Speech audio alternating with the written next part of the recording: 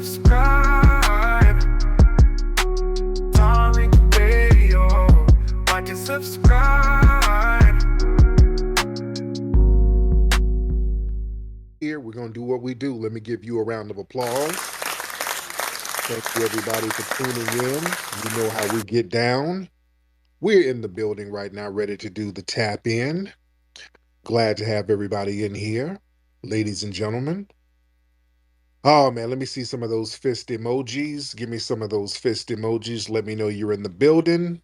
Let me do some real quick shout outs to some of the regulars up in here. Let me scroll down and see who we see. I see Luna. I see Gia Monet. I see you, Gia. I see Joel C. I see Gwen. I see Jonique. I see Miss Jonique down there. I remember you, Jonique. She said she was married to a tether. I think she's married to a tether. uh,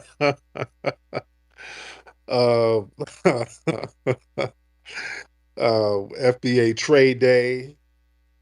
We got Miss Willa.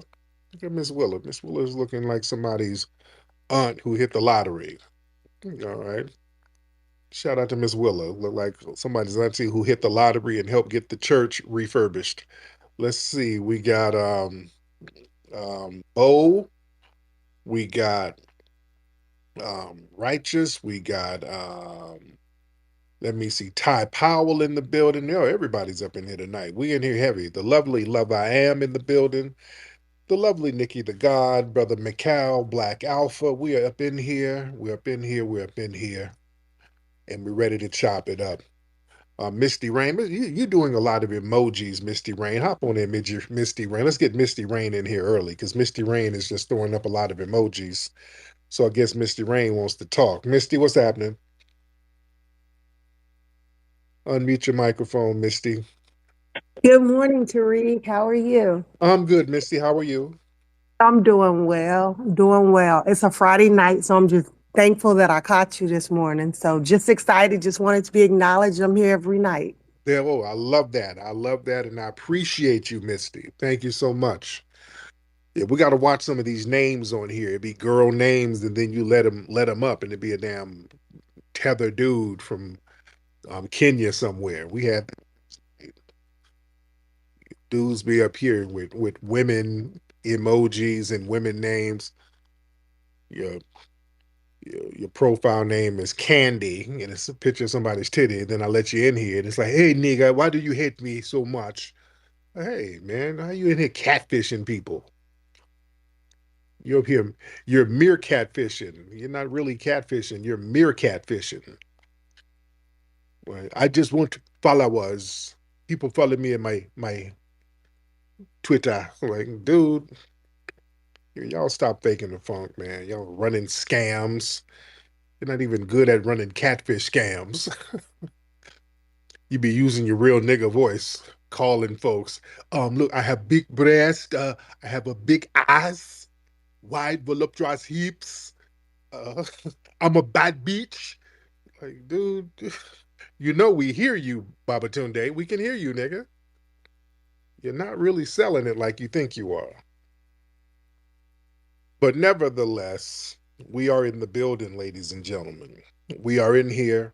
A lot of things we got to talk about. Speaking of foreigners, I put up a tweet earlier about the rapper Doechii, the girl Doechii. She just won a Grammy. A lot of people are not too familiar with her work. I think she's talented. She can rap. She can spit. She's from Florida. And I've always had, like I've always seen her and like, okay, where's her family from? The people are saying that she might have an FBA background, but I don't know. I don't know. You know when you just see somebody and they just don't have the FBA vibe?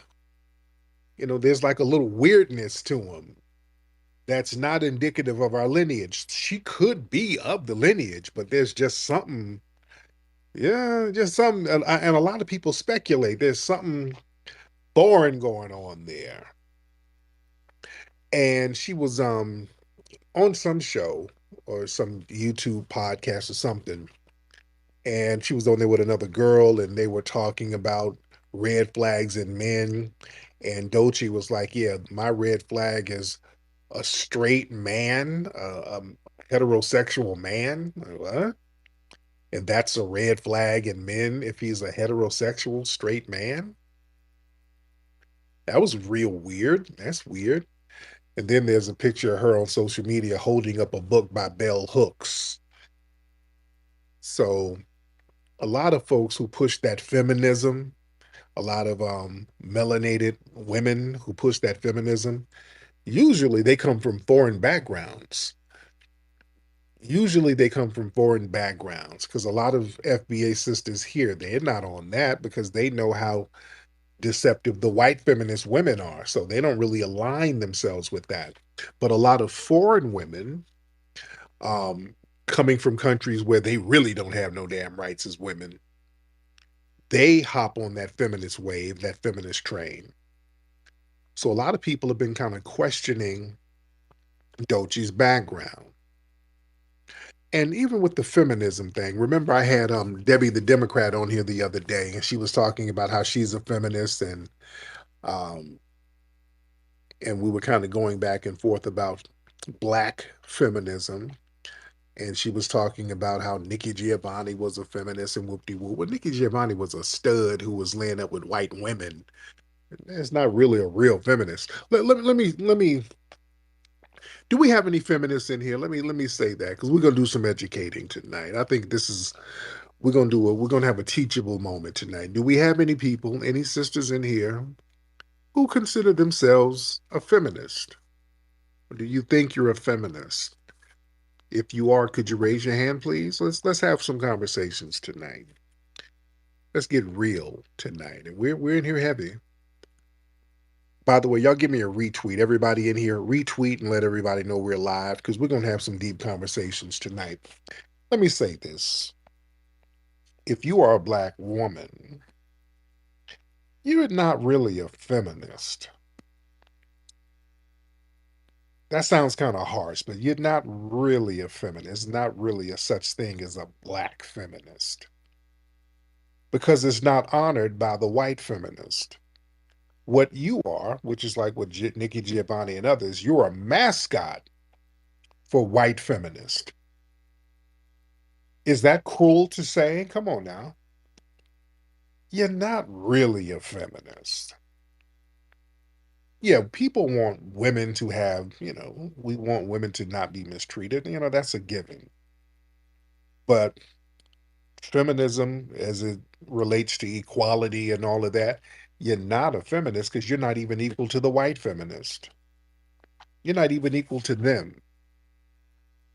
See, white feminism, and like I said, there's a great book on this called White Women's Rights, talking about the racist history of feminism. Feminism, that was another tool of white supremacy. That was some things where the white women, they felt like, hey, all of this imperialism and colonialism and slavery, all the white men were getting all the fruits and spoils of war. They wanted their cut. That's what that shit was about.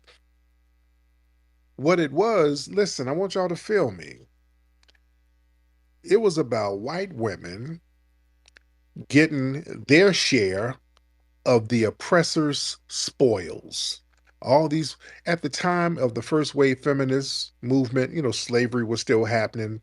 The scramble for Africa was happening. So these white men were going around hoarding all the resources and kind of divvying them out to the white women as they saw fit. And they were like, no, we need more of the spoils of war that you're getting from subjugating all of these non-white people. So it's like, listen, if you want us to uphold white supremacy with you, you're going to have to give us a better cut. We don't have a problem upholding white supremacy, but we're just going to need more. And if you don't give it to us, well, some of those Negroes, they look kind of muscular out there in that field, I mean, might be getting a hankering, so they started to make little veiled threats to the white man. Yeah, so like you gotta let us hold something. If you want us to maintain white supremacy, break us off a little bit more. Give us some more rights. Don't give the rights to the Negroes. That's what the first wave of feminism was really about. When black men were about to get the quote right to vote, the white feminist was like, how dare you? They were shaming the white men. That's what Susan B. Anthony, Elizabeth Stanton, they were running around there telling the white men, this is a quote, I think from which one? Susan B. Anthony? Which one of them? It was one of them. They said, yeah, it was Susan B. Anthony. She said, I'll cut off my right arm before I ever work for or demand the ballot for the Negro. Oh, they were saying all types of greasy ass stuff. Frederick Douglass knew they weren't shit. He called them out. Our good sister Ida B. Wells, she wasn't rocking with them, so don't let them try to make it seem like Ida B. Wells was some feminist. She was not. Ida B. Wells was like, look, I'm all about the black family. I'm out here trying to get these white supremacists to stop lynching our black men. Y'all white bitches kiss my ass.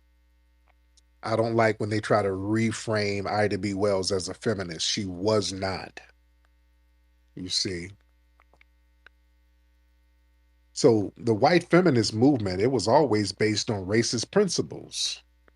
It wasn't about equality. It was about the white women securing a place at the table of white supremacy. They wanted to get their cut of the spoils, nothing more, nothing less. Now, black women were used. See, they needed mascots because, see, now white women are going to have this movement where people are going to be sympathetic to them. Now, wait a minute. Why should we be sympathetic to you? I mean, you live in this big house with me, yeah. The white man, like, hey, the white supremacist male, like, yeah, I'm out here stealing all the resources and hoarding all the resources, but yeah, I'm taking care of you. You're not oppressed. You live right here in the bedroom with me. You're raising my kids. So how are you oppressed? So what they would do, they would get Negro mascots. They would get people like Sojourner Truth and say, hey, look, we got this black woman and she's downtrodden. And if she's downtrodden, we're downtrodden too. So they would start to get black women mascots. And again, they would try to get people like Ida B. Wells. She didn't let them use her as a mascot. So they would, throughout history, the white feminists, they would bring black women into their movements. And once the political goals were met, they just discard the black women. Yeah? They would use these black women as symbolic figures, but their specific struggles, like the lynchings that were going on, those were ignored by the white feminists. That's why Ida B. Wells wasn't really rocking with them like that. Ida B. Wells told them, if you're not going to address these brothers out here getting lynched, y'all hoes can kick rocks. You see? And that's why feminism never challenges white supremacy. They don't, the white feminists, they don't go against white supremacy. Never. It's all about gaining power within white supremacy.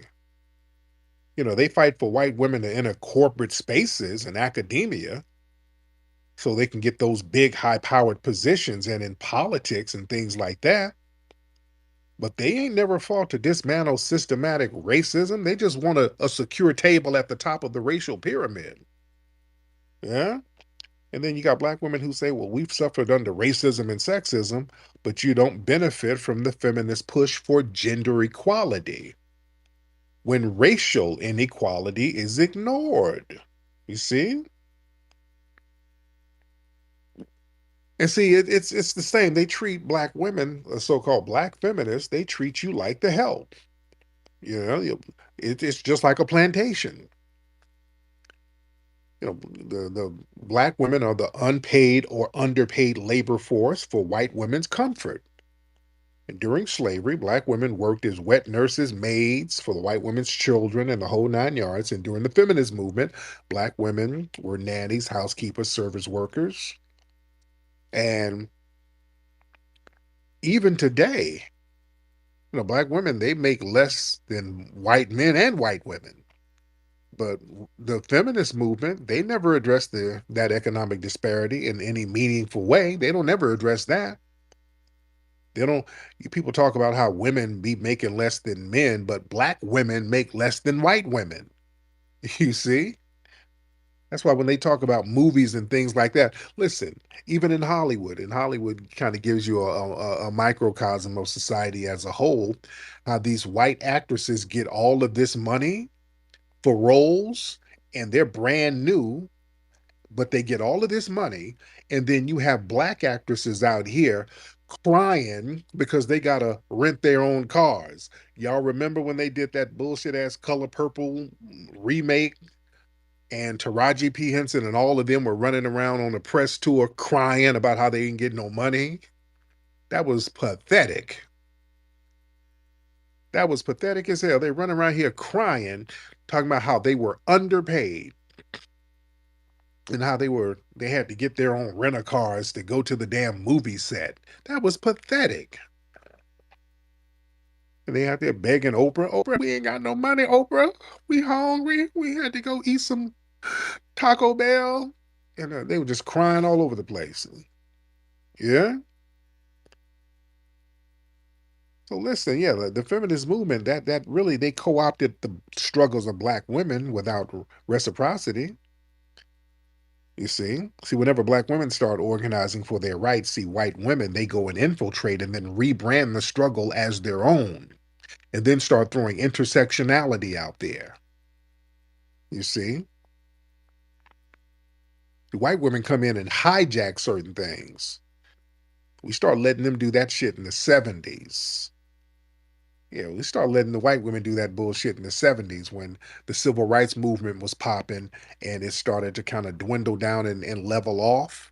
But there were still people kind of stomping in the early 70s. The white women came in and says, "Hey, we're sisters. You're going through racism, and me not being able to get a corporate position. That's just like racism you be facing. But it's sexism. It's the same thing. It's the same struggle.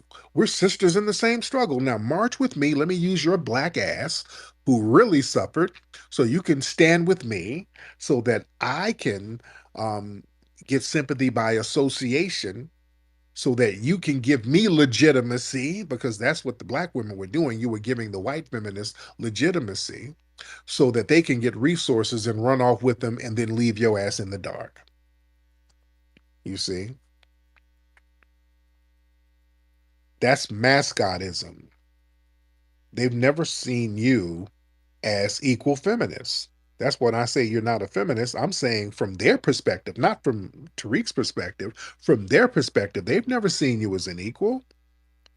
While you're running around regurgitating their talking points. You're regurgitating the talking points of the people who don't even see you as their equal. You see?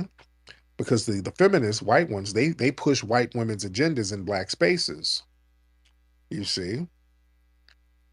And this is why the Democrats are horrible with that, because they let them white feminist talking points influence black discourse. Anytime we start talking about something, all of a sudden they come in with some weird gender divide, and that's from them white women. You see, we start talking about black justice and stopping racism, and all of a sudden some fool shows up talking about, well, um trans lives matter, and women too, and black girl magic, and we got to stop misogyny. And where are we going with all this? Somebody just got their head blown off. We're trying to make sure that the family receives justice. But yeah, a lot of people protesting. There's a lot of men. What about the women's voices too? The white feminists start pushing mascots out to disrupt what we got going on. You see, so they started weaponizing feminism against the black community. You see? And let's be real, black women, you don't receive resources from the white feminists. All the feminist resources that they hoard and get off you being the mascot, because they'll have you at the feminist parade. They'll have you marching around, yelling and With a bullhorn, yeah, they'll put you front and center because they need a person who's really oppressed to be the mouthpiece and the face of it, but the beneficiaries are going to be the white ones. Yeah, because you'll be the most vocal one. Yeah. And when all the donations and all those things come in, you don't get a dime. Yeah. You don't get one damn dime. And all types of shit be happening to black women. These white women don't lift a finger. The black women having maternal mortality rates. What do the white feminists do about that? They don't even speak about that. They act like that don't exist. Little stuff like that. They don't say nothing about that at all. Do they? Huh? And you know what it is? What they do, you know what they reward black feminists with? They reward black feminists with sexual access to some of the white women. Some of the white studs, they'll give you sexual access to them. That's why a lot of these so-called black feminists, they're always married to a white woman. Nikki Giovanni had a white wife, quote unquote, or whatever they call them. I don't know, but she had a white partner. I don't know who was the wife or the husband. I don't know. Yeah, look at them. Look at all of them black feminists. They have a white partner. Yeah. So what they do, you literally get to lick the white woman's ass. That's your reward. You get to literally lick her ass. Am I being mean spirited? I don't want to be mean. I want to be profound, not profane, but we got to keep it 100. We got to keep it 100. You see? Like I said, they use black women as mascots, not equal partners in feminism, just like a football team. With a football team, you have the Dallas Cowboys, and then you got the mascot, or the San Diego was the football team. I forgot what the San Diego team is, and then you got the mascot, which is the San Diego Chicken. Now, the San Diego Chicken, that's a very famous mascot. People will actually go to the games to see the San Diego Chicken jump around and act a fool and work the crowd and boost up the morale. But the San Diego Chicken is not on the team. That's the thing.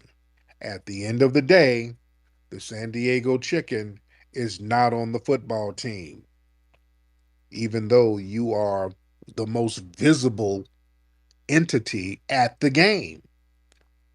You see, you're still not on the team. Same thing with black feminists. You run out there, they'll make you visible. You're the loudest one out there. You're the main one people see, but you are not on the team. Because when the money comes through, you don't get it. When the praise and accolades come through, you don't get it. When the protections come through, you don't get it. You understand? White feminists don't protect black women. They ain't never done nothing for black women. Let's be real. White feminist groups, they ain't done a damn thing for black women. Now, if a white woman breaks her damn fingernail, the white women's groups, well, they'll create a whole Me Too movement. Don't let a white woman get aggrieved. They have a whole movement to address that. If they think a white woman is remotely harmed, well, they go in with the gusto. They don't do a damn thing for black women. When black women get harmed by systematic injustice, where are the white feminists? Where were the white feminists for Sandra Bland? Were they around? Where were the white feminists for Breonna Taylor? Were they around? Rakia Boyd. Where were they for Rakia Boyd? Where were they for Corinne Gaines? Remember her? That was a sister who got killed by the race soldiers while she was holding her 5-year-old son out there in Maryland. Going back to the damn 80s with Eleanor Bumpers, black woman, 66-year-old black woman who was disabled, got shot by the New York police while they were evicting her out of her apartment. White feminists didn't say a peep. Just recently, Sonia Massey, the sister who got her brains blown out in her apartment by race soldiers. Where are the white feminists? They haven't said nothing, family. Come on, you ain't on the team, sisters. You ain't on that team. Nor should you want to be. That's all I'm saying. We just got to put some things in perspective and just make it real plain, you see. So that's when I say that they don't really consider you a feminist. Now, if you want to be a mascot, knock yourself out. But stop playing games out here with these people. You understand? Let me get some calls in here because we in here heavy. We are in here heavy. Shout out to you. Let's get Angelic Elena. Angelic Elena, hop on in here. Angelic, hop on in. All right. While Angelic is getting that phone together, we're going to get Black Space Warrior. Black Space Warrior in the building. Okay, is that Angelic? What's up, Angelic? Angela, can you hear me okay? Yes, I can hear you now, ma'am. How are you? I'm fine. How are you? I am so good. What's on your mind? Good. I had two things. I was going to ask you, could you talk about Sojourner Truth and her quote, her famous quote, "Ain't I a woman?" and give the context to that again because I saw something on Twitter the other day and they were talking about her as being this person who was for women's rights. And I remember you talking about this a while ago, giving context to that and talking about how it wasn't so much about women's rights as they made it, as they try to make it seem, as the title of Bell Hook's book. Yeah. Um, and one more thing too, and then I'm gonna get off so you can talk about it. When you talk about Black women being the mascot, because I remember when Tarana Burke, how they took the Me Too movement from her, the white women did, and they got all the money and the proceeds from it. And even she even complained about how I don't have a dime. Mm-hmm. And so I'll leave it there and let you talk on that. Yeah. Thank you for having me come up. Thank you so much. And listen. The thing about Tarana Burke, she was on the take from day one. She knew what it was. They picked her to go out there and push their agenda. She didn't have anything going on. The white women elevated her. Tarana Burke didn't have anything going on. Um, they pushed her out there. And yes, she don't have a dime again. And Tarana Burke was out here putting a target on our backs. And again, that's what helped start the delineation movement too. Her and the other so-called black feminists, like I said, they were getting with these white women to help push laws that would target black people. It was a whole bunch of them that we used to call out about a decade ago that would be on Twitter and they would be clicked in with these white feminist groups. And a lot of them were out there in New York and what they were doing because the stop and frisk laws had gone away. We'd made those laws go away. So what the white establishment were trying to do, they were trying to create a new type of stop and frisk law called like street harassment. So they were going to try to justify targeting black people for these illegal searches by saying, well, this person created or committed a crime because he was street harassing somebody. And what's the definition of street harassment? So if you say hi to a lady and she's uncomfortable, they were saying, well, that's street harassment. If you look at a woman too long on the streets, that was street harassment. I'm not making this up. This is what they were doing to justify calling something street harassment. They had a whole little movement, and it was the white feminist groups that were working with law enforcement and some of the politicians to try to make this a thing. And we saw the play a mile away. We're like, oh, no, no, no, no. This is about to be a new stop and frisk. And it was Tarana Burke and Fraudinista Jones and all of them that were working with these white feminists to sit up and say, well, yeah, We can't go outside because all these black men be harassing us. These black men be catcalling us, and it's just so unsafe. We feel so unsafe walking down the street. So if y'all good white people can create some laws to help us from these black men be looking at us and ogling us, and so that was a whole little con job they were trying to do. They were all them mammies were all up in it. And one thing that stood out to me, I'm like, wait a minute, who the hell is catcalling Tarana Burke? That raised the red antenna for me. She was out here talking about how she be getting catcalled. I'm like, wait a minute, by who? Not no foundational black American dudes. What neighborhood is she in where dudes are hollering at her? I know FBA brothers. I know the taste of FBA brothers, even thirsty niggas. I know how low they can go with the thirst, but niggas ain't going that low. Where are you from? Then I start asking questions about your background. Now, hold on. What neighborhood? You must live in a Caribbean neighborhood. Find out, yeah, she's Caribbean. Then we start looking in the backgrounds of these people. Damn near all of them so-called Negro feminists, all of them are Caribbean or African.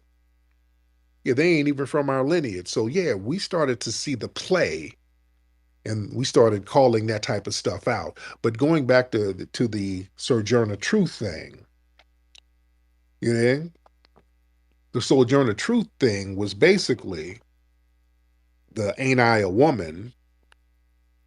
It was like, yeah, I'm not protected. And that was really about racism. Because yeah, the white feminists were talking about, yeah, women women need this and women need that, and she was like, well shit, I'm a woman and ain't nobody really helping me. That's what she was saying. They're not helping me based on race. Ain't I a woman? Where's my help? Where's my sanctuary? Yeah. She was like, yeah, her ain't I a woman quote was basically challenging the double standard that allowed white women to be viewed as fragile and in need of protection, while black women, especially the ones in slavery, were supposed to just be endless labor and suffer without any complaints. So that's what that was about. Like, hey, what about us black women? What about the black women? Because she was going on about how much she has to work. Like, I have to go out here and pick cotton and lift up wood and chop down trees just like the men. Ain't I a woman? That was about racism, you see? Because see, the name of the game is the white woman was like, hey, I'm supposed to be fragile and dainty. So, white man, you're supposed to create a space for me to be fragile and dainty. You see? So we got to watch these little dynamics out here.